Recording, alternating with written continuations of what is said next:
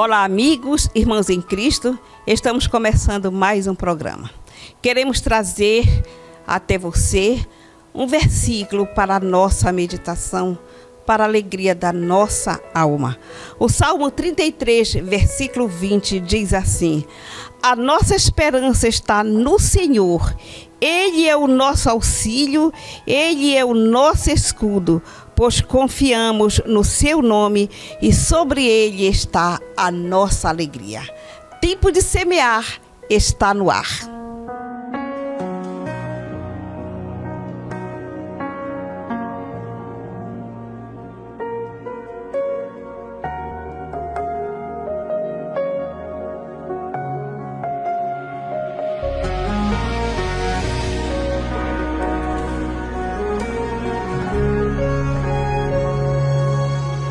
Muitos me conhecem pelo nome, outros me conhecem só de ouvir falar. Alguns são de perto e outros de longe. Com licença eu vou me apresentar. Não sabe quem eu sou? Eu sou aquele que te ouviu chorar. Eu sou o único que escolheu ficar. Amigo confidente, o pai que sempre sabe te aconselhar. Mas conhecido como Yeshua, o pão da vida, Jeová Rafa. Eu sou a luz do fim do túnel, a força quando a sua acabar. E se precisar, é só chamar. Não preciso de formalidade, eu quero intimidade. Eu sou teu pai, é só chamar. Não é sobre religiosidade, eu quero intimidade. Sabe quem eu sou? Eu sou aquele que te ouviu chorar. Eu sou o único que escolheu ficar. Amigo confidente, o pai que sempre sabe te aconselhar. Mais conhecido como Yeshua, o pão da vida, Jeová Rafa. Eu sou a luz do fim do túnel, a força quando a sua acabar. E se precisar, é só chamar. Não preciso de formalidade, eu quero intimidade. Eu sou teu pai, é só chamar. Não é sobre religiosidade, eu quero intimidade. Está contigo a cada dia, na angústia ou na alegria, na felicidade ou na dificuldade. Não quero algo de momento, eu quero relacionamento, com profundidade, na intimidade. E se precisar, é só chamar. Não preciso de formalidade, eu quero intimidade. Eu sou teu pai, é só chamar. Não é sobre religiosidade, eu quero. E se precisar, oh aleluia, não preciso de formalidade, ele quer intimidade. Ele é o teu pai, é só chamar. Não é sobre religiosidade, Eu quero intimidade. Eu sou teu pai, é só chamar. Eu sou teu pai, é só chamar. É o Senhor que está falando para você. Eu sou teu pai, é só chamar. Você tem um pai, é só chamar. Eu sou teu pai, é só chamar. Eu sou teu pai, é só chamar. Não preciso de formalidade, eu quero intimidade.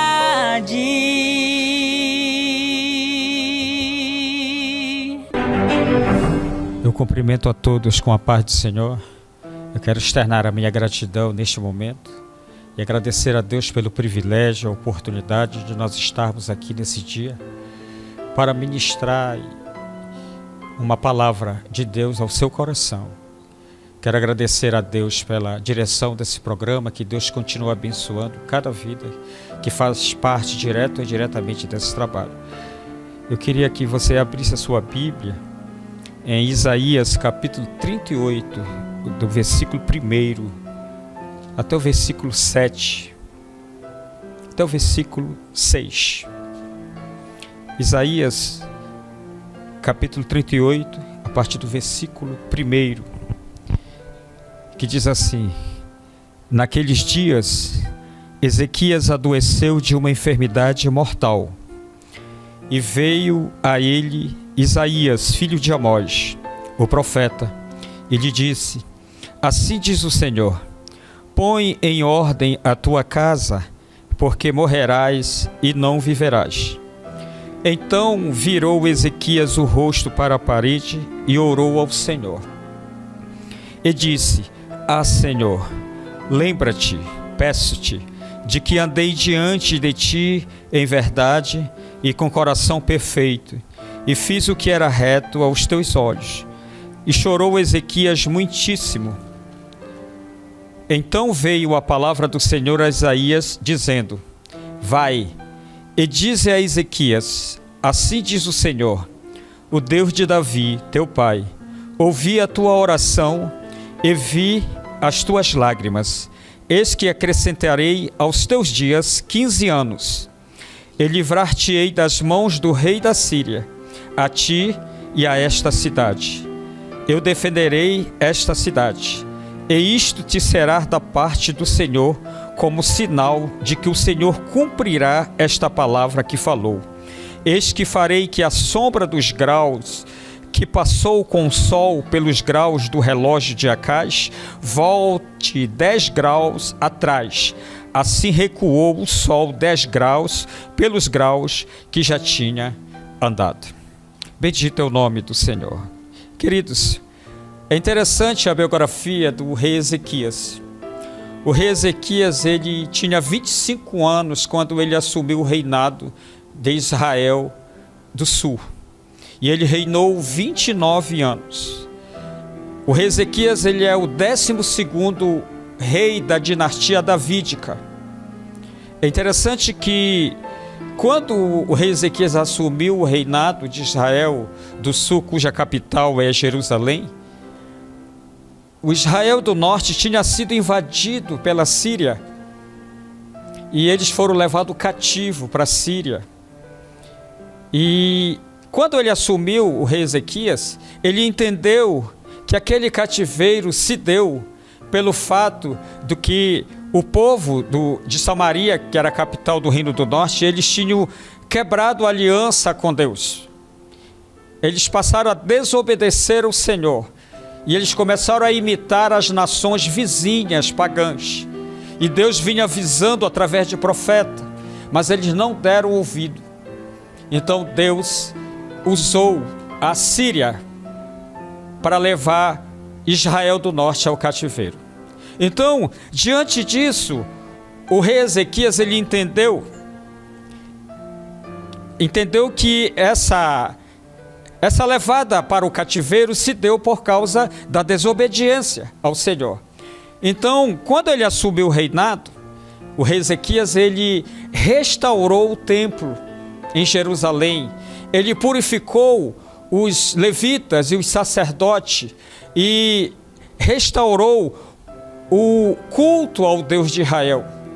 Ele, junto com o profeta Isaías, eles trouxeram um avivamento para a nação de Israel no Reino do Sul. E ao ponto que ele celebrou uma Páscoa, que foi tão notória essa Páscoa, que foi comparado à Páscoa que o rei Salomão celebrou no dia da inauguração do templo em Jerusalém. É interessante aqui que ele se preocupou com a vida espiritual do seu povo.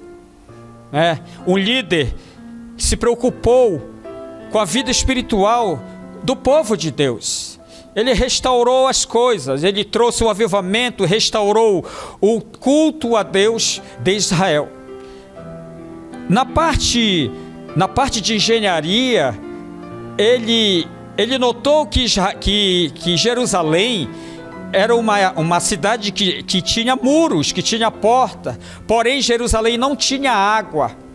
Então ele entendeu o seguinte, que de repente o inimigo vinha para querer invadir Jerusalém e sitiar Jerusalém, porque antigamente era assim, o inimigo chegava numa cidade para invadir, eles sitiavam a cidade, cercavam e deixavam acabar o alimento e a água. E automaticamente as pessoas que estavam dentro daquela cidade, eles se entregavam para os inimigos. Então Ezequias, ele teve esse entendimento que Jerusalém precisava de água, porque a qualquer momento o inimigo poderia sitiá-la. Então ele teve uma ideia, ele mandou cavar um túnel de aproximadamente 600 metros. E esse túnel deu numa fonte chamada Fonte de Gion.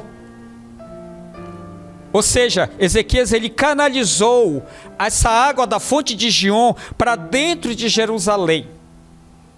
E essa fonte, ela abastecia aproximadamente 2.500 famílias por dia. Aí se cumpre aquela passagem no Salmo 46 que diz assim: há um rio cujas correntes alegram a cidade de Deus, a morada do Altíssimo. Deus está no meio dela e ela não será abalada. Então essa foi a parte de engenharia de Ezequias. Se acontecesse por algum momento o inimigo querer sitiar Jerusalém, eles estavam seguros porque eles tinham água.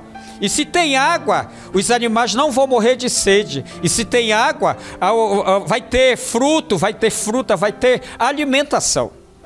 Então essa parte de engenharia, a parte de guerra, todas as vitórias que Ezequias teve, ele dava a glória para Deus. Ele não ousava dizer que foi o exército dele que tinha ganho a guerra. Ele não ousava dizer que ele era estrategista de guerra que deu vitória, nada disso. Ele atribuía todas as suas vitórias ao Deus de Israel. É interessante isso aqui. Então, ele fez só benefícios para o seu povo. Mas agora, ele recebe uma sentença de morte. O amigo dele, o profeta Isaías, que era amigo dele, teve que entregar uma profecia, uma palavra, uma mensagem de Deus para o rei Ezequias, dizendo assim: olha, prepara a tua casa, porque tu vai morrer. Nós costumamos dizer que a obediência, ela gera bênção, mas não é bem assim. O que a obediência gera primeiro é a adversidade. Quando nós somos obedientes, essa obediência primeiro ela vai gerar a adversidade para depois vir a bênção. Porque a nossa obediência ela tem que ser testada. A nossa obediência ela tem que ser provada. Deus quer ver como é que eu vou me posicionar diante da adversidade, se eu vou continuar sendo fiel.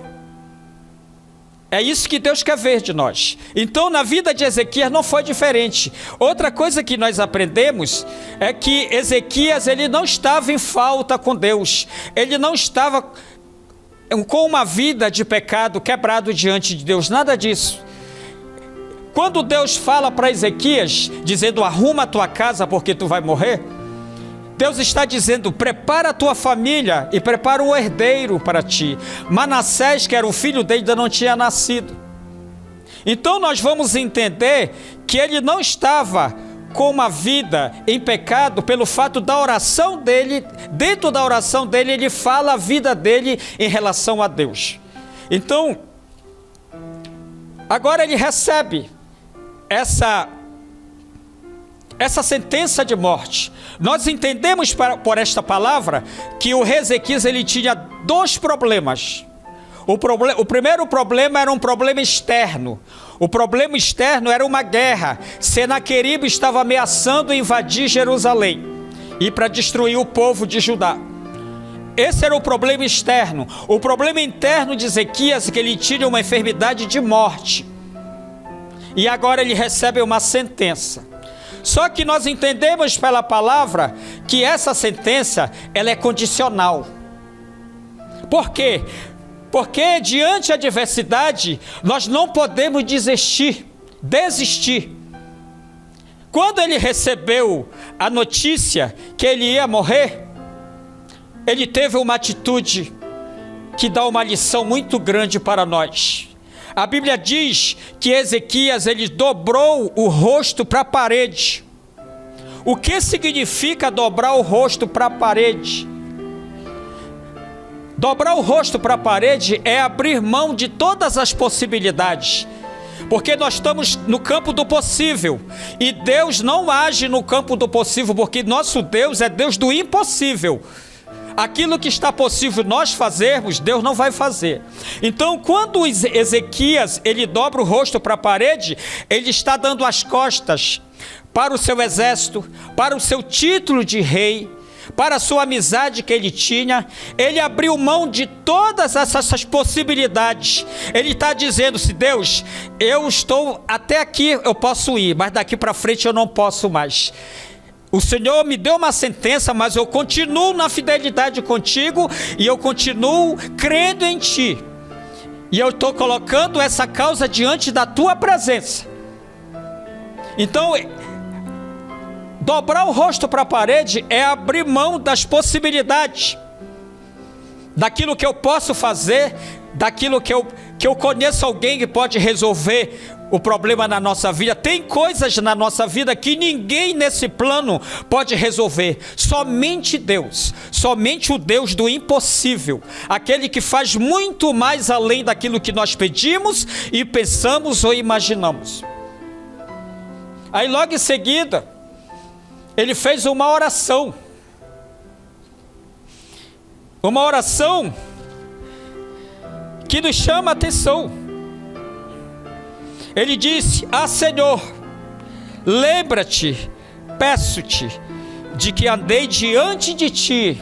A primeira coisa que nós aprendemos aqui, ele dá uma receita para nós termos uma casa arrumada. Estou falando hoje da vida espiritual. A primeira receita na oração de Ezequias para nós termos uma casa espiritual arrumada, na oração dele ele diz, Senhor, lembra-te, peço-te, de que andei diante de ti em verdade. Andar em verdade significa seguir o que é verdadeiro, falar o que é verdadeiro e viver de acordo com a verdade. Para nós termos uma vida arrumada, uma casa arrumada espiritual, eu preciso andar na verdade. João capítulo 14, versículo 6 diz assim, Jesus é o caminho, é a verdade, é a vida. João 8,32 diz assim, e conhecereis a verdade e a verdade vos libertará. João 4,23 diz assim, agora a hora é agora, e agora é, em que os verdadeiros adoradores adorarão o Pai em espírito e em verdade. Então, A primeira receita para nós termos uma vida arrumada, para nós termos uma casa arrumada, nós precisamos andar na verdade. A segunda receita, na oração de Ezequias, ele diz assim: além dele andar em verdade diante de Deus, ele andou com o coração perfeito. Com coração perfeito. Coração perfeito, o Salmo 90, versículo 12, diz assim: ensina-nos a contar os nossos dias, para que alcancemos coração perfeito. Contar os dias é remir o tempo, é não perder oportunidade, nem perder tempo diante de Deus. Nós precisamos andar com coração perfeito. Em terceiro lugar, ele fala: além dele andar na verdade com coração perfeito, ele fez o que era reto aos olhos do Senhor. Agir, o que é andar? Fazer o que é reto aos olhos do Senhor é agir de acordo com a vontade de Deus. O que nós podemos aprender com a oração de Ezequias? Podemos aprender que não devemos aceitar passivamente os problemas que surgem em nossa vida. Podemos aprender que devemos levar tudo ao Senhor em oração, confiando em seu poder de mudar qualquer situação. Podemos aprender também que Deus sempre ouve e guarda os sinceros de coração, que obedecem e procuram agradá-lo. Então, depois da adversidade, Deus gera 3 milagres. No final, a bênção chegou na vida de Ezequias. O primeiro milagre, ele foi curado da enfermidade mortal. O segundo milagre, Deus enviou um anjo, e esse anjo matou 185 soldados da Síria, e Senaqueribe fugiu para sua terra, entrou no templo, e os filhos dele mataram Senaqueribe. Em terceiro lugar, qual foi o outro milagre? Deus recuou 10 graus o relógio de Acaz. Irmão, isso só pode acontecer na vida daquele que é obediente. Nós precisamos entender que a obediência, em primeiro lugar, ela gera adversidade, porque Deus, ele precisa provar a nossa obediência, e logo em seguida vem a bênção. Eu quero orar por você nesta tarde. Senhor, nosso Deus e nosso Pai que está no céu, nós te rendemos graça pela tua palavra e por este momento tão oportuno de nós fazermos menção do teu nome. Nós apresentamos um Jesus que salva, que liberta, que faz coisas grandes e poderosas, que faz, Senhor, cura as pessoas. Tu és, Senhor, Tu és o príncipe da paz. Senhor, abençoa esta família, abençoa esta vida, abençoa este coração de maneira grandiosa. Senhor, somente o Senhor pode fazer coisas grandes e poderosas. E assim, Senhor, nós te agradecemos. Em nome de Jesus. Amém. Como todos os programas, nós trazemos informações, testemunhos, alguma palavra. No programa passado nós trouxemos algo sobre bullying, uma entrevista, um bate-papo muito bom, com informações excelentes. Hoje nós queremos falar sobre o Abril Azul, que fala sobre o TEA, que é o transtorno do espectro autista. Ano passado nós trouxemos profissionais, professores de sala de aula que trabalham com as crianças que têm TEA. Mas neste programa nós queremos conversar com uma mãe que tem uma história de superação.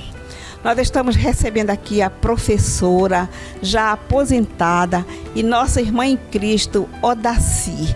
Ela é uma mãe atípica, ela é mãe de um filho que tem o transtorno, mas que tem uma linda história.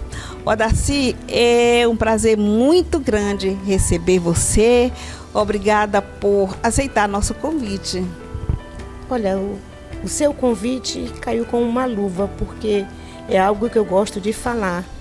Não gostei de ter passado o que passei com o filho, mas gosto de falar para que outras mães prestem atenção. E muitas das vezes as mães ficam tristes quando descobrem, e eu pelo contrário.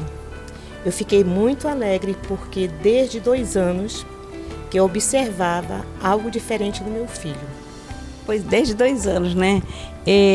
Então, como você percebeu, foi aos 2 anos, né? Aos 2 anos. E como foi que se deu essa percepção?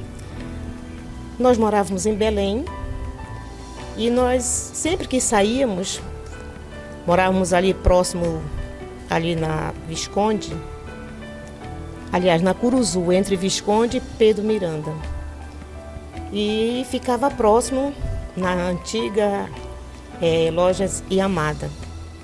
Frequentemente nós estávamos lá e no Formosa também. Quando nós íamos ali, que estava ligado a algum objeto, carrinho, qualquer coisa que tivesse luzes, o meu filho de 2 anos se soltava e ia para lá e ficava encantado com aquilo.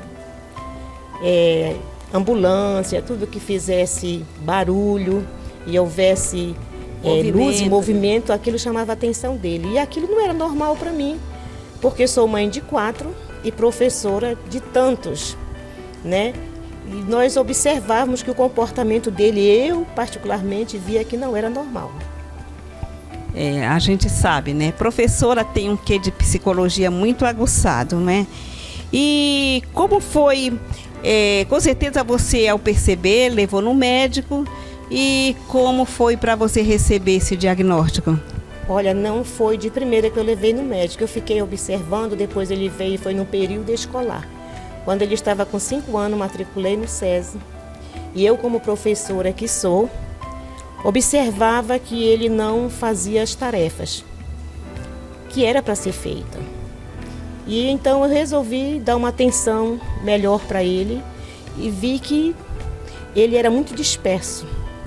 Ou seja, eu estava ensinando, se ele ouvisse qualquer barulho, eu já tirava atenção. E não gostava de barulho. E isso me chamou a atenção. E eu comecei a conversar com as colegas na escola. Não, mãe, é porque tu é professora, tu que é excelente. Não é bem assim, tem paciência. Eu digo, não, mas tem algo errado. Os anos foram passando e eu comecei a orar. E queria descobrir, até então eu não sabia o que era, só percebia que tinha algo diferente. Quando ele completou 8 anos, eu fui convocada na escola que ele estudava, na época era o SESI, para me relatar alguma coisa do comportamento dele. E eu, como professora, cheguei ali assim toda feliz, porque eu sabia que era um pontapé para descobrir, era o fio da meada ali que ia ser puxado. E lá foi feita uma triagem, quando me informaram que meu filho tinha 1 grau. Era um parecer.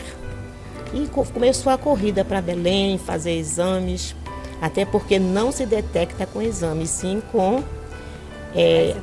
as informações. Isso. Você tinha toda uma rotina, não é? Sim. E o que foi que mudou na rotina? O que mudou na rotina é que eu passei a observar mais e ali eu fui criando método para que viesse descobrir de uma forma mais nítida. E outra coisa que me chamava a atenção, ele sempre gostou de música. E ele com 6 meses, por sinal, 8 para 6 meses, ele começou uma música incrível.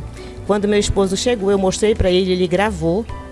E como ele é militar, levou para o quartel e lá no quartel foi avaliado por outros músicos e disseram que ele era um músico nato. A criança, ela dá sinal, não é? Com certeza. Foi com os sinais que você percebeu, né? Sim. Como é o nome do seu filho? João Paulo. João Paulo. Quer dizer, o João Paulo, ele estudou, não é? Como você está falando. E ele evoluiu, não é isso? Chegou a concluir o ensino médio. O ensino médio. Quando foi descoberto, me falaram que ele não conseguiria chegar a concluir o fundamental. E aquilo me deixou muito preocupada. E eu, de imediato, corri atrás de uma mediadora. Na época não chamava-se mediadora, era uma auxiliar, né? E com isso, ele concluiu o ensino médio. ele estava na sala de aula, numa sala de aula normal, não era nada de especial, com o auxílio de uma mediadora. Sim, né? Que hoje é muito comum também nas salas de aulas onde tem um aluno com algum transtorno, sim, não é isso? Sim. Certo. E na época também ele frequentava o AA, que é uma sala específica para as crianças que tinham dificuldade. Até então não tinha assim uma descoberta, não havia assim uma ênfase sobre esses alunos. Era esporadicamente, era com muito amor, que aí ia procurar dedicação, reclamação da mãe. E eu sempre fui aquela mãe que cobrava. E eu consegui no AAE. AAE. Essa sigla, você sabe dizer?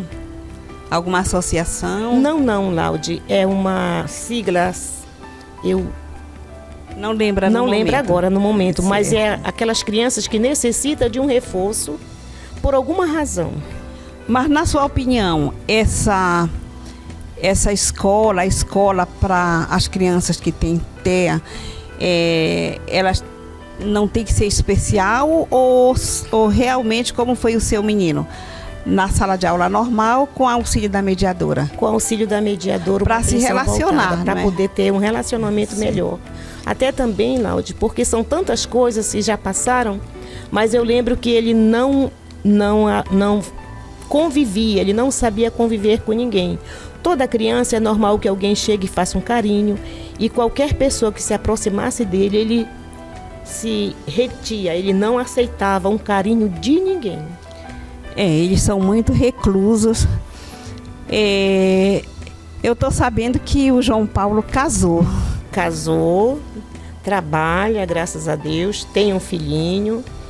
É pai, leva uma vida comum. Comum, normal. Inclusive, quem olha para o João Paulo não acredita, só acredita sem se olhar os laudos que eu tenho. Né? Você trouxe algum laudo? Não. Não, ficou em casa, mas eu tenho uns laudos. Muito bem. Eu conheço o João Paulo.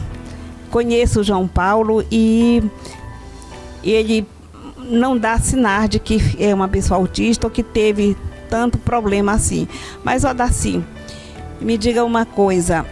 A rotina de uma mãe atípica não é tão fácil, não, né? Não. Porque tem que acompanhar, tem que ter paciência, tem que ter resiliência, enfim, uma dedicação bem mais, digamos, intensa do que com a criança normal, não é? Com certeza, e com isso eu sofri muito preconceito. Ainda tem os preconceitos. Até mesmo no seio familiar. Por quê? Porque a minha atenção era dobrada para o João Paulo. Desde a alimentação, porque eles são super seletivos na alimentação, né? O comportamento dele, eles mentem. Eles mentem e muito. Olha só, tá aí. Agora, eu como mãe, com a identificava na hora, sempre eu identificava. E temos que ter muita paciência com essa criança e aprender a transmitir para ele uma confiança. O João Paulo confiava tanto em mim, como até hoje continua confiando. Qualquer coisa que ele fizesse que não fosse a verdade, eu conversava com ele e eu falava, isso não é verdade. Não é, eu juro que é. Odaci, pelo seu relato, quando a pessoa recebe esse diagnóstico, não é o fim da estrada.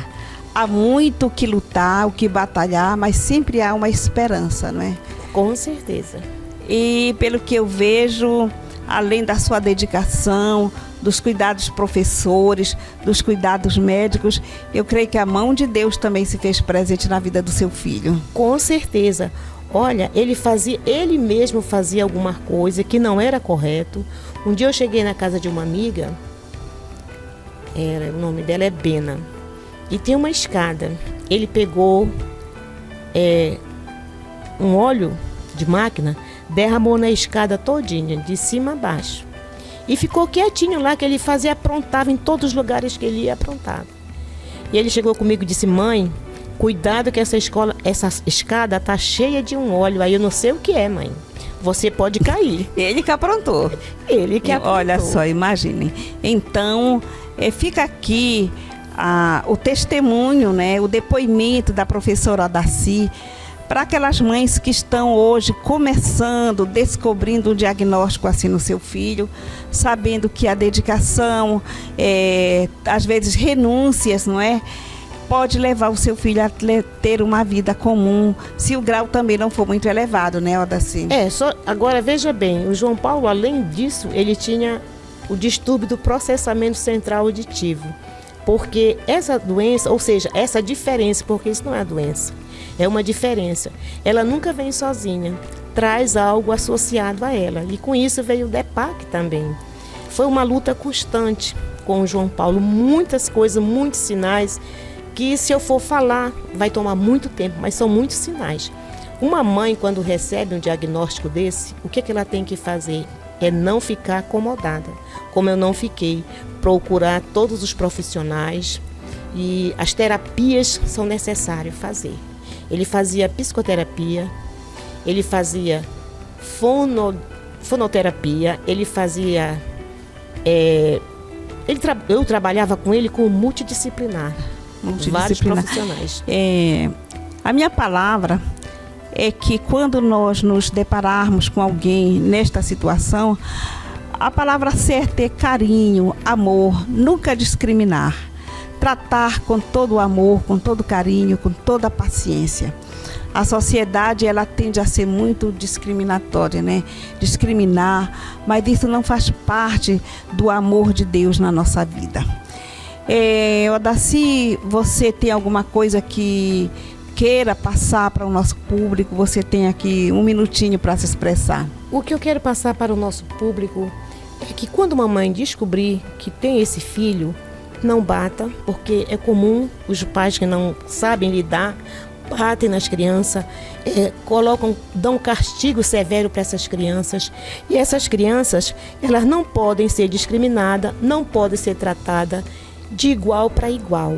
Mas também nós não podemos tratá-la que ela venha sentir que ela é diferente. Ela tem que estar inclusa de uma forma normal, mesmo que haja as anormalidades.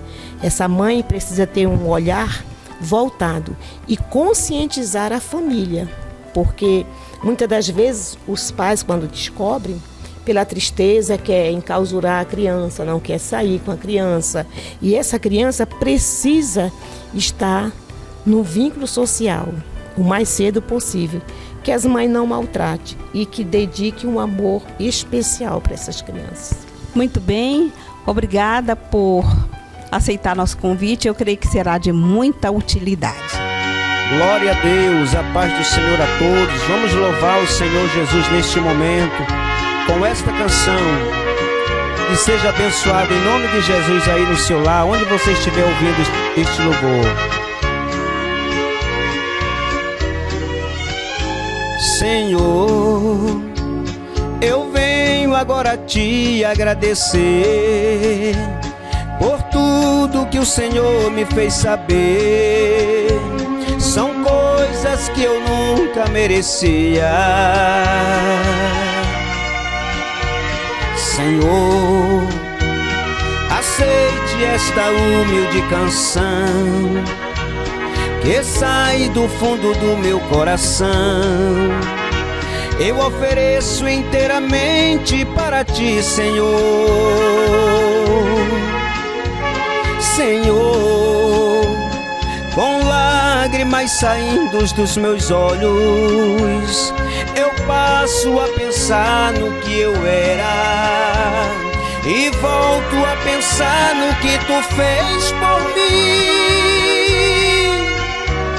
Senhor, eu sei que tu mudaste a minha vida, pois quando eu não achava mais saída, o caminho certo me mostrou. Senhor, eu sei que tu mudaste a minha vida, pois quando eu não achava mais saída, o caminho certo me mostrou.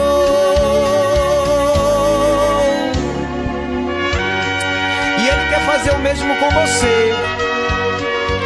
Se você crê ainda, hoje o Senhor pode também estar fazendo isso na sua vida.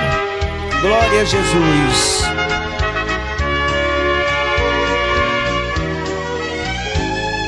Senhor, eu venho agora te agradecer por tudo que o Senhor me fez saber. São coisas que eu nunca merecia. Senhor, aceite esta humilde canção que sai do fundo do meu coração. Ofereço inteiramente para ti, Senhor. Senhor, com lágrimas saindo dos meus olhos, eu passo a pensar no que eu era e volto a pensar no que tu fez por mim. Senhor, eu sei que tu mudaste a minha vida, pois quando eu não achava mais saída, o caminho certo me mostrou. Senhor, eu sei que tu mudaste a minha vida, pois quando eu não achava mais saída, o caminho certo me mostrou.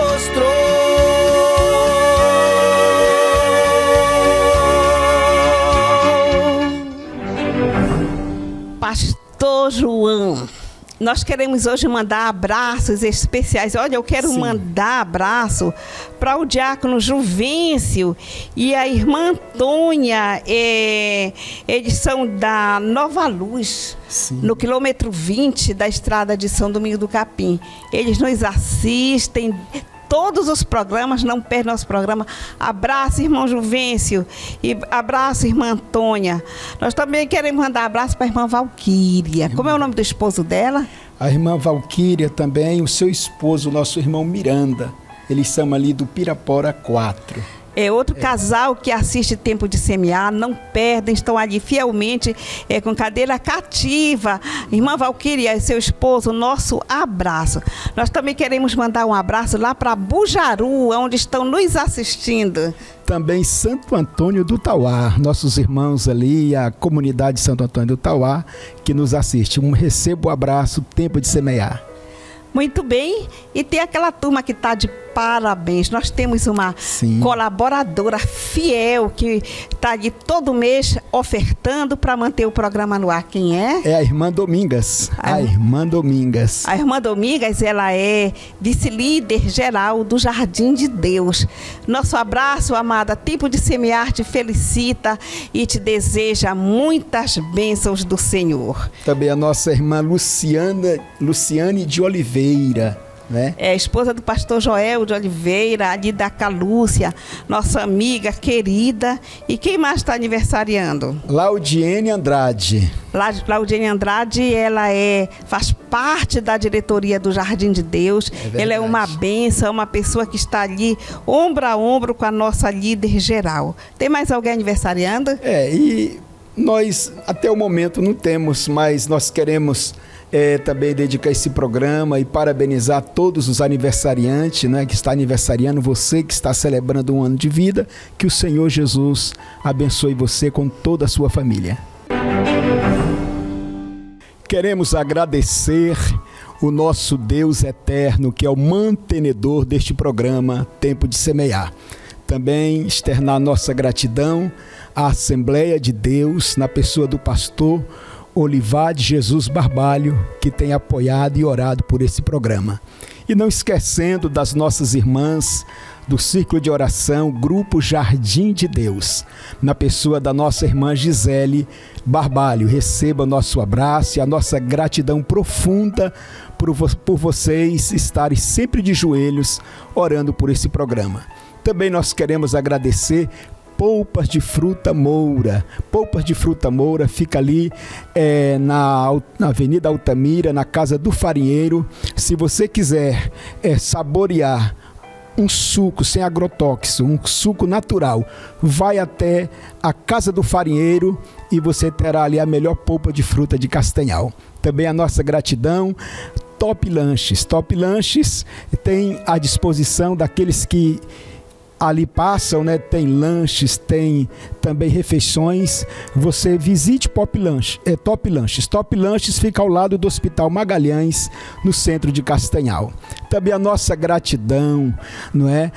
Império Mídia. Império Mídia é esses profissionais que fazem esses trabalhos de filmagem para eternizar, para gravar aquele aniversário dos sonhos, aqueles 15 anos, aquele casamento. Nós, Tempo de Semear, indicamos que você contrate Império Mídia. Eles têm os melhores profissionais. Também nossa gratidão à nossa irmã Domingas, também à nossa irmã Esperança, o nosso irmão Icles Marques, né, também, que é colaborador deste programa. Também a nossa gratidão à nossa irmã Maria Gomes, a nossa gratidão à nossa irmã Domingas, a nossa irmã Esperança e a nossa irmã Maria Gomes, essas servas de Deus que têm sido colaboradora deste programa. Que o Senhor continue abençoando a vida de cada uma de vocês. Estamos finalizando o programa, sempre convidando você para que no próximo final de semana você nos dê o prazer da sua audiência. Nós temos um encontro marcado. Até lá, se Deus quiser.